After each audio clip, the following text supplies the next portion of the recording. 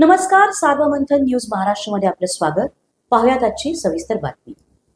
अहिल्यानगर जिल्ह्यात एक धक्कादायक घटना घडली आहे.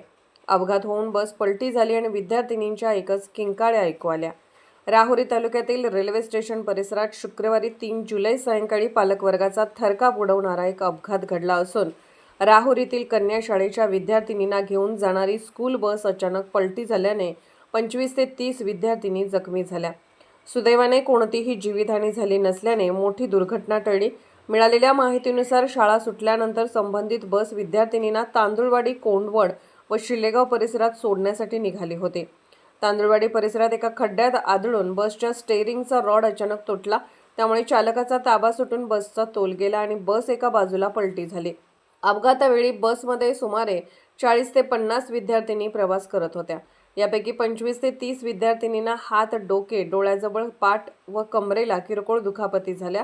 अपघात होताच स्थानिक नागरिक व पालकांनी घटनास्थळी धाव घेत तातडीने बचाव कार्य सुरू केले.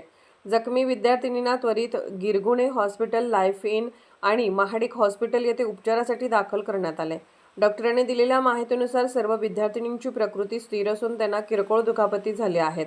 घटनेची माहिती कळताच नगराध्यक्ष भाऊसाहेब मोरे, गटनेते हर्ष तनपुरे, उपनगराध्यक्ष गजानन सादवाई, नगरसेवक सागर तनपुरे तसेच विराज धसाळ, अजित डावकर, आरिफ शेख, विजय कातोरे, संभाजी पेरणे, गणेश म्हसे, संतोष आघाव, प्रदीप भुजाडी, रवींद्र आढाव, मधुकर म्हसे, पप्पू हिवाळे, बाबासाहेब साळुंके, पोलीस मित्र आलम शेख आदींनी रुग्णालय परिसरात धाव घेऊन मदत कार्य केले.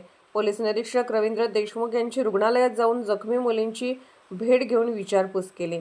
दरम्यान या घटनेमुळे पालकांमध्ये भीतीचे वातावरण निर्माण झाले असून स्कूल बसच्या सुरक्षिततेवर गंभीर प्रश्नचिन्ह निर्माण झाले आहे.